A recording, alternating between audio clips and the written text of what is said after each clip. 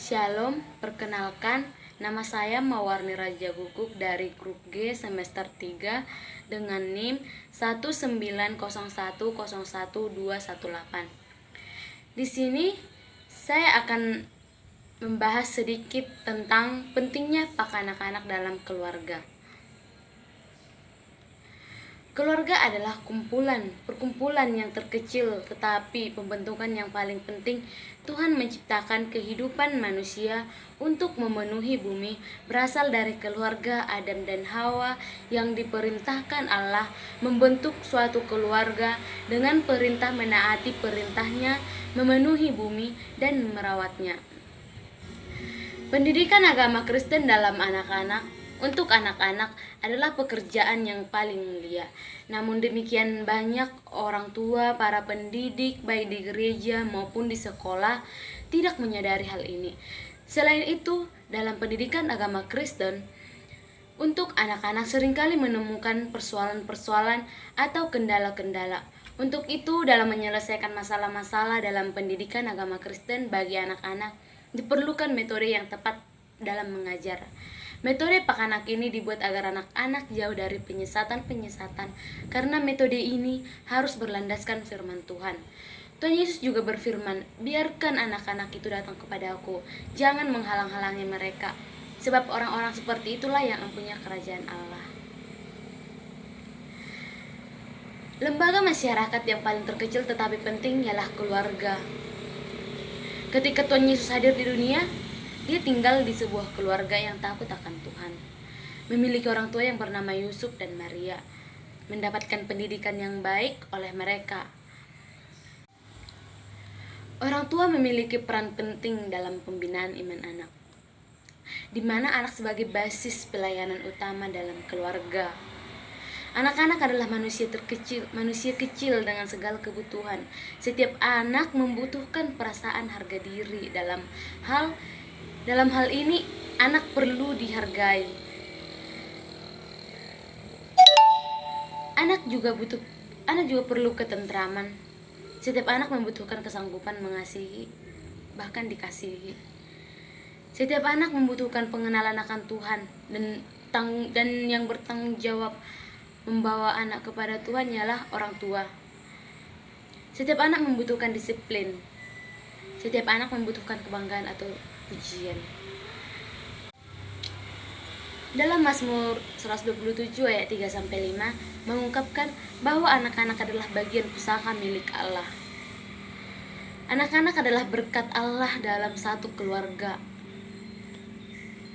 Demikian pula besar arti anak-anak dalam perjanjian baru, sehingga Yesus Kristus berkata, biarkan anak-anak itu datang kepada Aku, jangan menghalang-halangi mereka, sebab orang-orang yang seperti inilah yang mempunyai kerajaan surga. Pentingnya pengajaran firman Tuhan kepada anak. Dalam perjanjian lama kita dapat mengerti bahwa keluarga adalah tempat yang pertama pendidikan agama diberikan.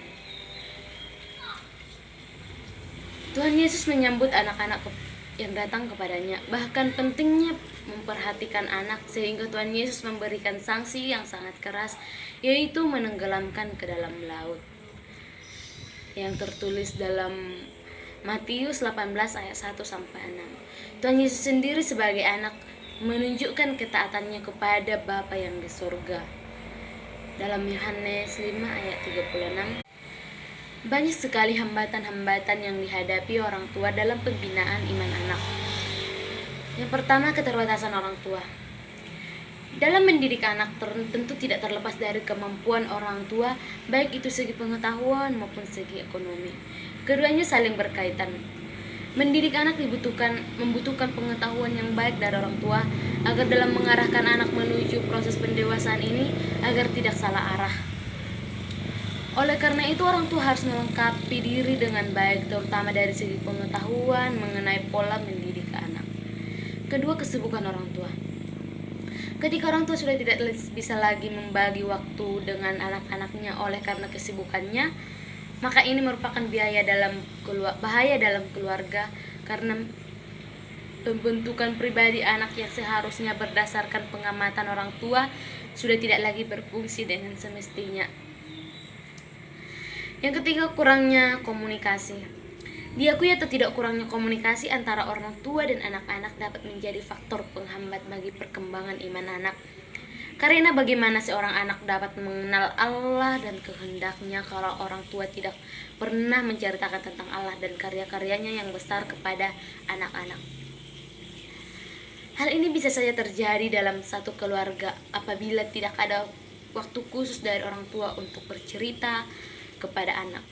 Kurangnya komunikasi juga dapat mengakibatkan hubungan yang kurang harmonis antara orang tua dan anaknya. Yang keempat, lingkungan pergaulan yang tidak mendukung. Anak tidak hanya dibentuk di dalam lingkungan rumah atau keluarga. Perkembangannya yang sehat atau tidak sehat ikut dipengaruhi oleh lingkungan sekitarnya. Tergantung lingkungan mana yang paling kuat dalam pembentukan kepribadiannya. Selain lingkungan keluarga, lingkungan luar juga turut membentuk perkembangan seorang anak.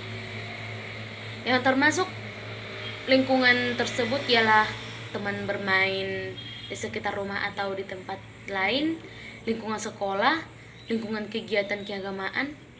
Pengaruh lingkungan tersebut dapat membentuk anak melalui pengaruh yang diterimanya, entah itu pengaruh positif ataupun pengaruh negatif. Yang terakhir ialah pengaruh negatif media massa. Media massa yang ada pada saat ini, baik itu media cetak maupun media elektronika, yang tidak terpisahkan lagi dari kehidupan manusia, yang mempunyai fungsi sebagai penghubung atau saluran antar pelaku-pelaku komunikasi, yaitu memberi pesan dan menerima pesan di dalam membahas bersama atau proses komunikasi terhadap suatu masalah atau persoalan. Namun hal ini juga meninggalkan dampak negatif bagi kita. Karena media massa sekarang ini banyak menampilkan hal-hal yang tidak mendidik dan hal-hal yang tidak dapat secara keseluruhan bisa dikonsumsi oleh masyarakat umum, baik itu dari anak-anak sampai pada orang dewasa atau orang tua. Metode yang terdapat dalam anak. Metode dapat diartikan sebagai teknik, cara, atau prosedur. Dalam setiap kegiatan pembelajaran diperlukan metode yang tepat dan relevan untuk mencapai tujuan. Pendidikan Kristen adalah usaha sengaja dan sistematis ditopang oleh upaya rohani dan manusiawi untuk mentransmisikan pengetahuan, nilai, sikap, keterampilan, dan tingkah laku yang mengupayakan perubahan-perubahan informasi pribadi, kelompok, bahkan struktur oleh kuasa Roh Kudus sehingga peserta didik hidup sesuai dengan kehendak Allah sebagaimana dinyatakan Alkitab, terutama dalam Yesus Kristus. Pola pendidikan anak dalam keluarga. Pola pendidikan anak di tengah keluarga tidak cukup hanya dengan perkataan atau ucapan, tetapi orang tua harus terlebih dahulu memberikan teladan kepada anak-anaknya. Seperti tertulis dalam Ulangan 11 ayat 19, kamu harus mengajarkannya kepada anak-anakmu dengan membicarakannya apabila engkau duduk di rumahmu dan apabila engkau sedang dalam perjalanan, apabila engkau berbaring dan apabila engkau bangun. Mengajarkan firman Tuhan kepada anak perlu dilakukan secara berulang-ulang. Tidak bosan-bosan karena ini akan memudahkan anak untuk mengerti apa yang kita ajarkan. Anak sejak kecil sudah bisa mengerti atau tanggap terhadap teladan yang diberikan orang tua. Misalnya diajarkan berdoa. Namun ketika anak sudah mulai lebih besar, mengajarkan tentang kesaksian hidup yang dipimpin Tuhan, hidup di dalam Tuhan, dan juga mengajarkan tentang melakukan firman Tuhan di dalam kehidupannya yang sebenarnya. Pentingnya pertumbuhan rohani anak. Allah sendirilah yang telah menganugerahkan iman kepada orang percaya, dan sekarang tinggal bagaimana ketaatan orang percaya kepada anugerah Allah itu. Mengingat bahwa jiwa rohani anak sangat penting untuk mengalami pertumbuhan di dalam kehidupannya, maka sedini mungkin anak mengenal Tuhan. Pengalaman ini merupakan penunjang dalam memasuki pengenalan akan hubungannya dengan Tuhan dan merupakan penunjang yang akan mendorongnya untuk mengetahui lebih jauh tentang keberadaan dirinya.